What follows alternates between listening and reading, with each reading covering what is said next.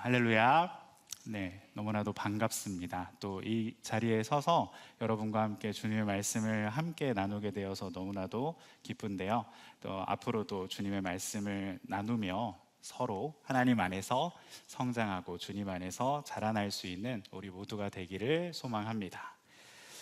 여러분 혹시 여러분이 오늘 교회로 나오면서 집을 나서면서 맡은 냄새들은 어떠한 냄새가 있으셨나요? 흔히 우리는 일어나자마자 냄새를 맡습니다. 폭닥한, 포근한 이불 냄새, 혹은 어제 샤워를 했지만 다시 스멀스멀 올라오는 내 머리 냄새. 이러한 냄새들을 없애기 위해 우리가 욕실로 들어가면 또 어떤 냄새들이 나죠? 향기로운 샴푸 냄새, 바디 클렌저 냄새, 비누, 치약 냄새 등등의 여러 가지 냄새들이 나죠. 그리고 또 우리가 주방에 가면 맛있는 아침밥의 냄새가 날 겁니다. 냄새는 우리 주변에서 늘 나고 있고 우리는 잠들기 전까지, 아니 어찌 보면 자고 있을 때도 냄새를 맡고 있는지도 모르겠습니다.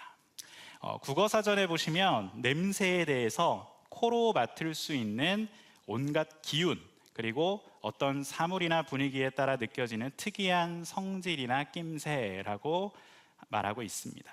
직접적인 냄새, 즉 향수 냄새 같은 코로 맡는 기운을 뜻하기도 하지만 어떤 사람들에게서 느껴지는 분위기, 느낌, 특이함도 보통 냄새라고 하죠. 자, 우리 앞에 이렇게 설치가 되어 있지만 어떤 냄새가 나죠? 이제 성탄의 냄새가 나죠.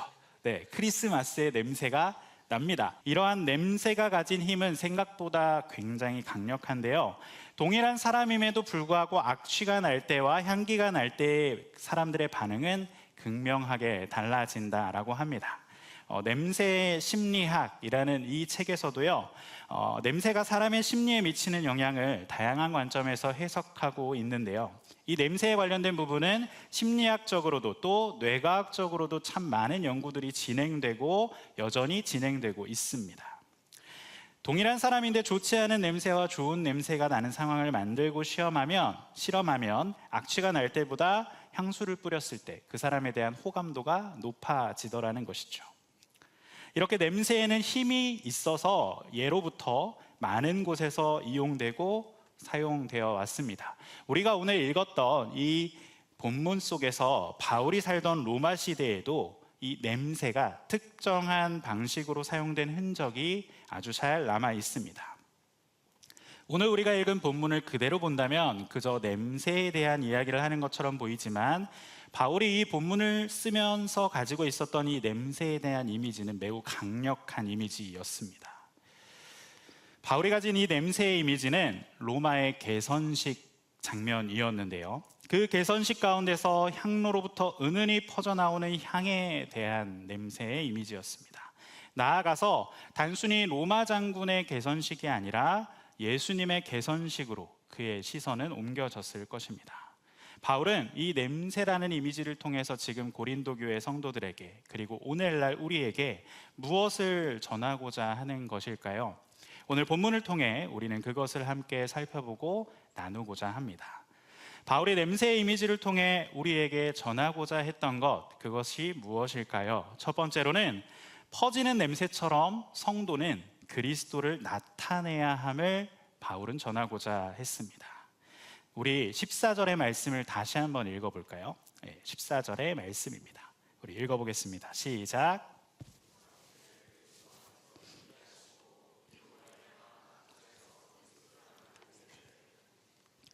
나타내시는 하나님께 감사하노라. 아멘. 바울이 지금 냄새를 통해 보여주고 있는 이미지는 로마 장군의 개선식 이미지입니다. 간단하게 제가 이 개선식을 설명드리면 전쟁에서 승리한 로마의 장군들에게 주는 최고의 영예였습니다. 초창기의 개선식은 이런 장군들에게 행해졌지만 이제 나중에는 황제들의 전유물이 되기도 하는데요, 사실 이것은 초창기에 아무에게나 행해지지 않았습니다. 전쟁터에서 실제로 싸움에 나선 최고 사령관, 그리고 5,000명 이상의 적을 무찌르고 자신이 전쟁을 벌였던 그 지역, 모든 지역을 평화롭게 평정했던 장군에게 주어지는 최고의 영예였습니다. 이 개선식의 행렬은 정해진 순서가 있었는데요. 로마의 거리를 지나 주피터의 신전까지 이렇게 행진하는 것이었습니다. 이 행렬의 가장 앞에는 로마의 중요 인사들과 원로원, 의원들, 그 다음에 나팔수, 그 다음에 점령지에서 가져온 전리품들, 그 뒤에 장군이 점령한 점령지 그림이나 아니면 정복한 요새의 모형 등을 운반해 왔습니다.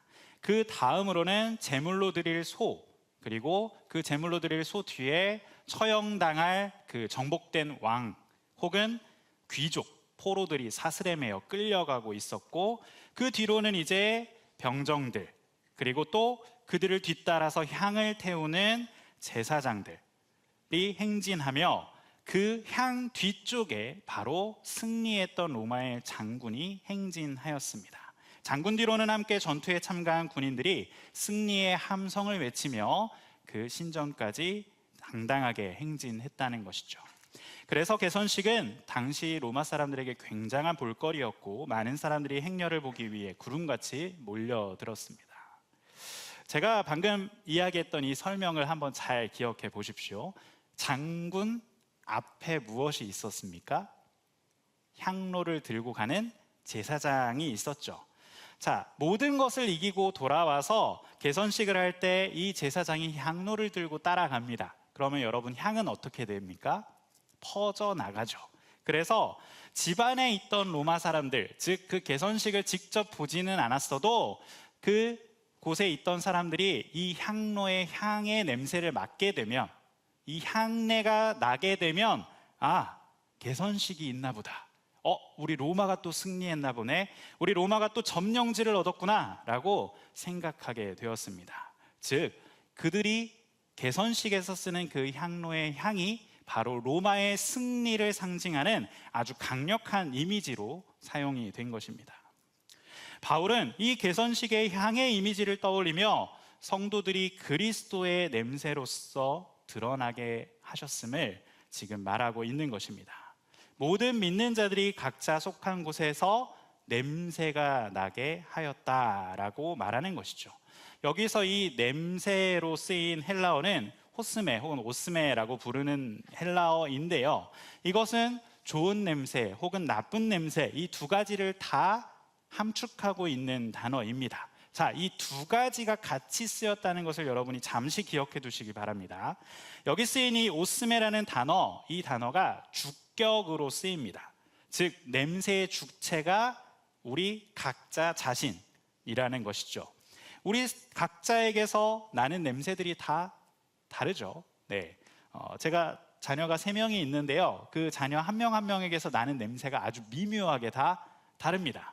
네, 요즘 첫째는 한창 이제 사춘기에 성장기여서 그런지 우리 여자인데도 불구하고 아주 머리에서 아주 엄청난 향기가 나더라고요, 요즘. 네, 제가 향기로 표현했지만 다른 냄새입니다. 네, 각자에게 그렇게 나는 몸의 냄새도 다를진데, 여러분, 우리가 살아가는 삶의 냄새는 어떻겠습니까? 다 각자가 다르겠죠. 그게 바로 각자의 삶이라는 것입니다. 각자의 삶이 각각 다른데 이 삶을 통해 우리가 무엇을 알게 된다라고 말합니까? 그리스도를 알게 된다라는 것이죠. 내 삶이 그리스도를 알게 하는 무엇이 된다?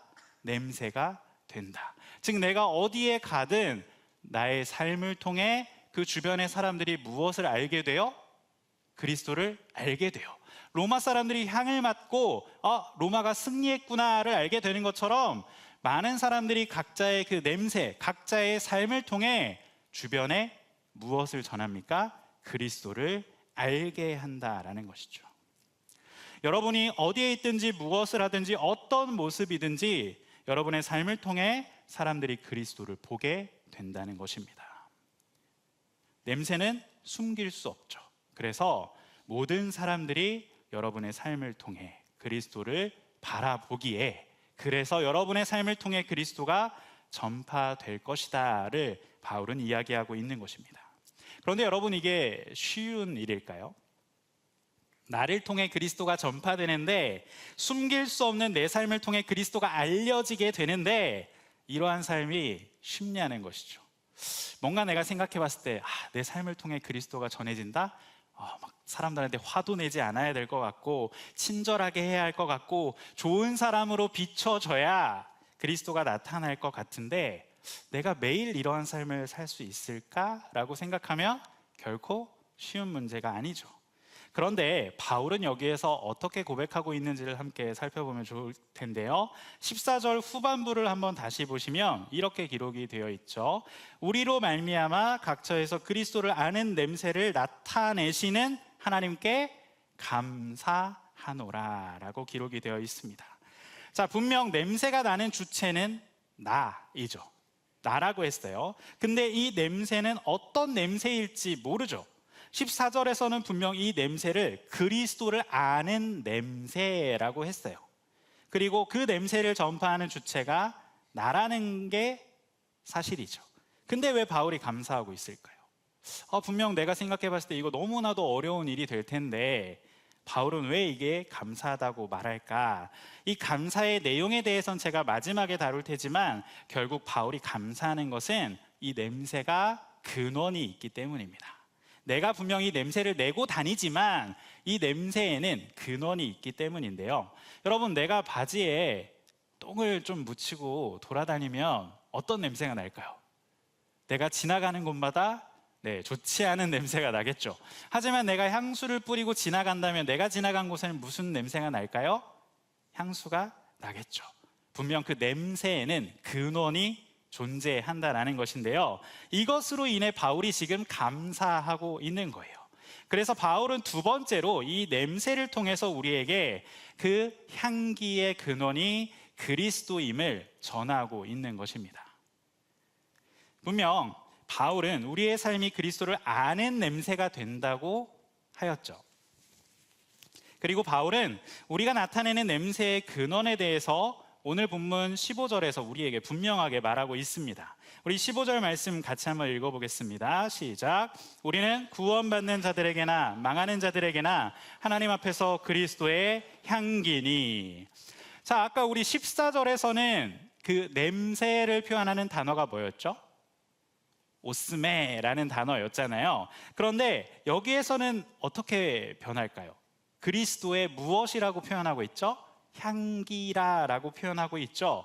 분명히 호스메라는 이 단어는 악취일 수도 있고 향기일 수도 있는 두 가지를 다 내포하는 단어인데 이 15절에 그리스도의 향기로 쓰인 단어는요, 헬라어로 유오디아.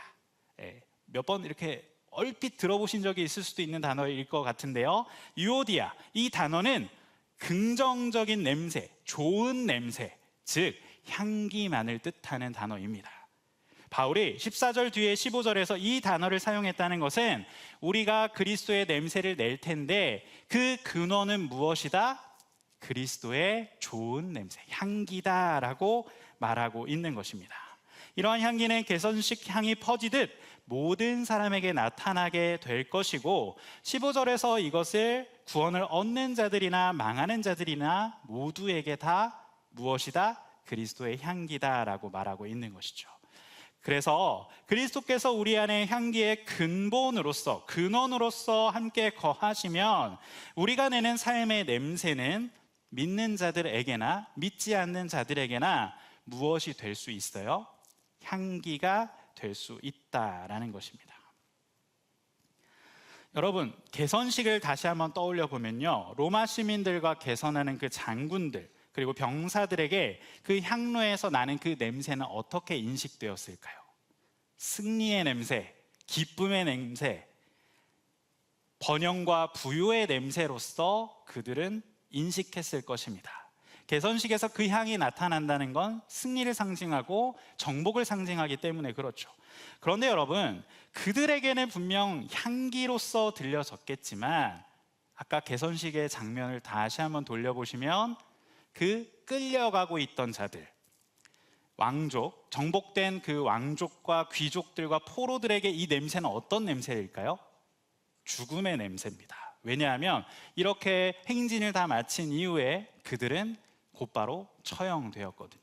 그러니까 그들이 맡고 있는 이 향기를 맡는다, 그 향로의 향을 그들이 맡으면서 끌려가고 있다는 건 무엇이에요? 죽음의 향기인 겁니다. 죽음의 냄새인 겁니다. 고통의 냄새예요. 이 길을 다 걷고 나면 처형장에서 죽을 운명을 알려주는 냄새인 것입니다. 똑같은 냄새를 맡고 있지만 전혀 다르게 받아들이게 된다는 것이죠. 16절에서 이걸 분명하게 보여주고 있습니다. 이 사람에게는 사망으로부터 사망에 이르는 냄새요, 저 사람에게는 생명으로부터 생명에 이르는 냄새라. 누가 이 일을 감당하리요? 자, 여기에서는 다시 오스메라는 단어로 쓰입니다. 네. 즉 받아들이는 사람이 주관적으로 인식하게 되는 냄새, 사망의 냄새, 생명의 냄새로 갈리게 된다는 거죠. 그런데 여러분, 그 냄새 자체는 어떻죠? 똑같잖아요. 냄새 자체는 변하지 않았어요. 그걸 어떻게 느끼냐의 차이인 것이죠. 여러분, 손을 씻고 좋은 향을 내게 하기 위해 만들어진 게 뭐죠? 핸드워시죠. 네, 저는 이제 그 핸드워시 중에서도 르라보의 핸드워시를 정말 좋아하는데, 그 우디한 그 냄새, 약간 삼나무 향 같은 그런 냄새가 너무 좋아서 그 핸드워시를 자주 사용합니다. 저는 너무 그 향을 좋아해요. 그런데 저희 아내는 그 향을 아주 극명하게 싫어합니다. 네, 제가 표정을 보니까 왜 싫어하는지를 몇몇 분들은 아시는 것 같아요. 왜 그럴까요? 네, 다들 동일하게 이 표현을 쓰시더라고요. 영안실 냄새 같아. 네, 관짝 냄새 같아. 막 이런 이야기들을 하시더라고요. 근데 여러분, 그 향기, 그 핸드워시가 가지고 있는 향이 변했나요? 변하지 않았나요? 변하지 않았어요. 그저 내가 어떻게 느끼느냐의 차이인 거죠. 그리스도가 향기의 근원입니다. 그리스도가 내 안에 계시고 내 삶을 주장하시면, 내 안에서 나를 역사하고 지배하시면 내 안에 그리스도, 즉 향기의 근원으로 인해 내 삶이 그리스도의 향기를 발하게 되어 있습니다. 왜? 내 안에 그리스도가 계시니까. 여러분, 내가 냄새의 근원이면요, 사실 우리는 악취를 풍길 수밖에 없는 인생입니다. 왜 그렇습니까? 우리 안에 더럽고 추한 죄가 가득하기 때문에 그렇습니다. 아무리 겉모양으로 잘 우리를 감추고 악취가 새어나가지 않게 하여도 숨길 수 없는 이 악한 본성이 우리 안에 있기에 평소에는 착하게 행동하고 선한 모습으로 드러나는 사람이라 할지라도 자신이 손해를 보거나 아니면 큰 불이익을 당할 것 같으면 돌변하게 되는 것, 나쁜 행동을 서슴없이 하게 되는 것이죠. 누군가에겐 향기처럼 다가가는 일이 가능하지만 어떤 자에게는 악취가 나는 것 같은 사람이 될 수도 있다는 것입니다. 우리가 그 냄새의 근원이 된다면 말이죠. 하지만 우리 안에 냄새를 내게 하시는 근본이 그리스도이시라면, 그리고 그 그리스도가 향기시라면, 그것이 내 안에 있을 때 우리는 무엇을 바라는 자가 될 수 있습니까? 향을 내는 자가 될 수 있습니다. 그런데 여기서 우리가 잊지 말아야 할 것, 놓치지 말아야 할 것은요, 이 향기는 어떤 자에게는 사망의 향, 죽음의 향으로도 맡아질 수 있다는 사실입니다. 분명 내 안에 그리스도로 인해 여러분이 그리스도의 향기를 바라며 삶을 살아가게 된다면 모든 사람에게 칭찬받고 인정받아야 할 것 같은데, 어떤 이들은 여러분을 손가락질 할 거라는 것이죠. 어떤 이들은 여러분을 욕할 거라는 것이죠. 어떤 이들은 여러분의 그 모습을 보며 좋지 않게 여길 수도 있다는 거예요. 그럴 수 있다는 겁니다. 그들에게 그것이 바로 죽음의 향기이기 때문입니다. 어찌 보면 그렇게 나뉘어지는 게 당연해요. 제가 교구 사역도 한 5년 정도 하면서 호스피스 병동에도 간 적이 몇 번 있는데요, 마지막 때를 준비하는 성도님들에게 임종 찬양을 불러드리면 그분들의 표정은 어떨까요? 굉장히 평안합니다. 아주 잠잠히 평안하고, 어떤 분들은 그 임종 찬양, 주님을 만나보자, 이제 이 세상을 떠나서 주님을 만나자 하는 그 찬양을 들으시면서 오히려 미소를 지으시는 분들도 참 많습니다. 죽어가는 사람에게도 성도라면, 그 안에 그리스도가 있다면, 그 안에 구원이 있다면 그는 이 찬양에 대해 아주 기쁨으로 반응하게 되죠.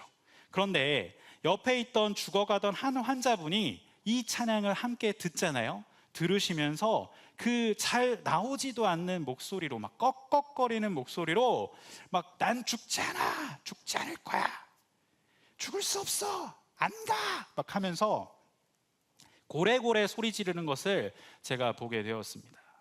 여러분, 이 차이가 도대체 어디에서 나오는 것이냐 말이죠.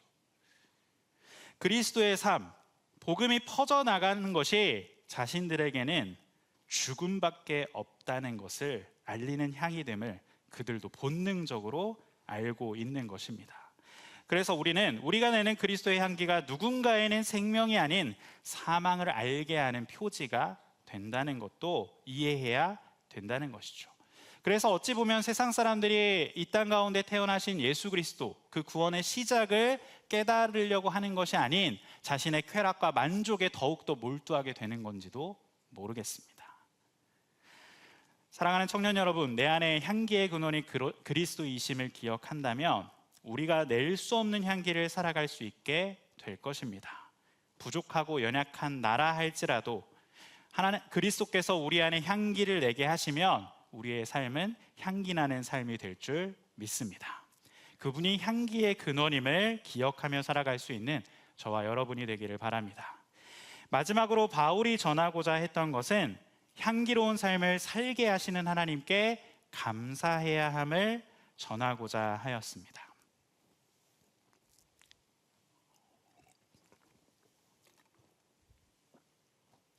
자, 아까 바울이 감사해야 한다라고 14절에서 이야기했었던 거 기억하시죠?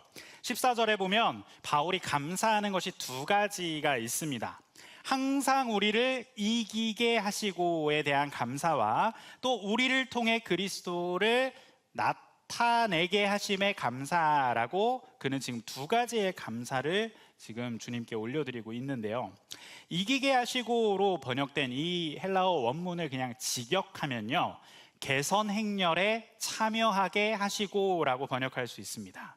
처음에 제가 개선식 이야기를 했던 것처럼 개선식의 메인은 장군이지만 그 행렬에 함께하는 군사들, 싸움에서 함께 싸운 병사들도 동일한 환호와 축하를 받습니다. 분명 장군과 함께한 병사들 중에 부상당한 자들도 있고 끝까지 싸우지 못한 자들도 있고 때로는 전투가 너무나도 두려워서 돌격 명령에 발이 얼어버린 자들도 분명히 있을 테지만 그럼에도 불구하고 장군이 승리하여 개선식에 참가한다면 그 병사들도 함께 개선식에 참석하여 승리자가 된다는 것입니다. 이것이 지금 바울이 말하고 있는 복음이고 그가 주님께 올려드리는 감사입니다. 우리가 스스로 이기지 못했다 할지라도 우리가 그리스도와 함께 연합하였다면, 내 안에 그리스도가 계시자면 우리는 언제나 이긴 자가 되는 것입니다. 여러분, 복음이 바로 그런 것이지 않습니까? 십자가의 대속의 죽음을 통해 예수님께서는 사망 권세를 깨뜨리시고 승리하시고 부활하심으로 그 승리를 우리에게 확증해 주셨습니다. 그래서 그를 믿는 자마다, 그리고 우리 안에 그리스도가 계시면 우리도 승리자가 될 수 있는 것입니다. 그분을 믿는 자에게 이제는 더 이상 죄의 지배 아래, 사망의 지배 아래 놓이는 것이 아니라 부활과 영생의 기쁨을 함께 누리는 자가 되었습니다. 그분 안에 속함으로 말미암게 된 것이죠. 그래서 바울은 지금 감사하는 것입니다. 그리고 또한 그리스도를 나타내게 하심, 앞서 말한 것처럼 분명 우리 스스로는 향기를 낼 수 없는 연약한 존재이지만 우리 안에 향기의 근원이신 그리스도가 계시면 우리가 향기를 내도록 하시기에 감사한다고 고백하는 것입니다. 여러분, 사실 바울의 모습을 한번 곰곰이 생각해 보면요, 그가 왜 감사하는지에 대해 우리는 잘 알게 될 겁니다. 그 또한 사도에 대한, 그 사도직에 대한 의심들이 참 많았습니다. 그는 예수님을 직접 보지도 못했고 예수님의 그 12제자에 속하지 못했기 때문에 많은 사람들이 그의 사도직을 의심했습니다. 그리고 사실 바울 그 스스로도 예수 믿는 자들을 잡아 죽이던 사람이었기에 자기 자신도 내가 과연 이 사도의 직분을 잘 감당할 수 있는가, 내가 이 사도의 직분을 감당하는 게 맞는가라는 이 고민이 분명 그에게 있었을 것입니다. 하지만 그를 통해 하나님께서는 복음이 전파되게 하셨고 놀라운 선교의 역사를 이루어 주셨습니다. 이 모든 것이 바로 주님이 복음의 향기가 나타내게 하신 것임을 바울 스스로도 분명히 보았기에 그는 감사할 수 있었던 것입니다. 그가 이렇게 오해를 받아도, 고난 가운데 있어도, 복음을 전하다 매에 맞고 감옥에 갇혀도 자신의 삶을 통해 복음이 그리스도가 나타남을 그는 경험하게 되었고 그것에 감사할 수 있었던 것입니다. 분명 청년들의 삶 속에서도 여러분 스스로가 나는 그리스도를 드러낼 수 있는 선한 것이 내 속에 아무것도 없다라고 느껴지거나 낙심하는 지체들, 또한 그런 시간들이 여러분의 삶에 분명히 있을 것입니다. 분명 내가 할 수 있는 것이 아무것도 없는데 어떻게 내가 그리스도를 전하지? 내 삶을 어떻게 그리스도를 나타내는 데 사용하지라고 도리어 고민하고 염려하며 걱정하는 청년들도 있을 것 같습니다. 그러나 여러분, 오늘 바울이 고백하는 것처럼 이미 하나님께서는 여러분의 삶을 통해 그리스도를 나타내고 계십니다. 여러분이 세상 속에서 참 혼란스럽고 불안한 가운데서도 결코 포기하지 않는 믿음을 가지고 살아간다면, 그리고 세상은 거짓을 외치고 그것이 이득이 된다 말할 때에도 정직으로 주님 앞에 살아간다면, 남과 끊임없는 비교를 통해 자신의 자존감을 세우는 이 세상 속에서도 도리어 하나님께 자신의 삶을 그저 내어 맡기고 순종하는 삶을 살아가는 여러분의 그 삶을 통해 하나님께서는 그리스도의 향기를 퍼져가게 하십니다. 사실 여러분, 고린도 교회도 마찬가지였습니다. 바울이 고린도 전후서를 써서 보낸 이유는 그들 안에 다양한 문제와 어려움들이 있었기 때문입니다. 그런데 바울이 그들의 이 문제, 여러 가지 문제에 대해 모든 것의 해결 방법으로 이것을 제안하고 있습니다. 아주 유명한 말씀이죠. 고린도전서 1장 31절에 보시면 이렇게 기록되어 있습니다. 우리 다 함께 같이 읽어보겠습니다. 너희가 먹든지 마시든지 무엇을 하든지 다 하나님의 영광을 위하여 하라. 아멘. 보잘것없어 보이는 생각이나 행동이라 할지라도 여러분, 그것이 하나님의 영광을 위한 생각이 되고 하나님의 영광을 위한 일이 된다면 주님께서는 그것으로 그리스도를 나타내는 삶을 사용하실 줄 믿습니다. 그것이 바로 그리스도를 나타내는 삶이 될 줄 믿습니다. 그리고 주님은 그러한 삶으로 우리를 이끌어 주실 것입니다. 그것을 기대하며 바울처럼 주님 앞에 감사로 나아갈 수 있는 우리 모든 청년들이 되기를 소망합니다. 여러분, 우리가 아무리 만신창이가 되어 있더라도 전쟁에서 승리하면 어떻게 돼요? 승리자의 관을 함께 쓰며 영광을 누리게 됩니다. 또한 우리가 예수님 안에 거하면 분명 나는 연약하고 부족하지만 주님께서 우리를 통해 향기가 잘 나타날 수 있도록 우리의 삶을 사용하시고 변화시켜 가십니다. 그래서 나의 삶을 통해 그리스도의 향기를 나타내게 하십니다. 이 사실을 기억하며 나를 통해 행하실, 나의 삶을 통해 그리스도의 향기를 드러내실 주님께 감사할 수 있는 우리 모두가 되기를 바랍니다.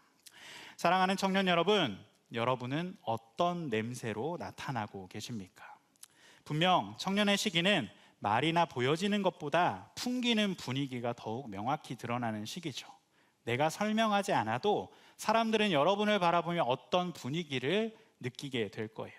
사실 오늘날 많은 청년들이 참 이 팍팍한 현실 속에서 취업과 진로의 불확실성, 그리고 주변과 끊임없이 비교되는 그러한 삶들 때문에 내가 지금 잘 살고 있는가라는 질문에 끊임없이 스스로를 던지며 살아가죠.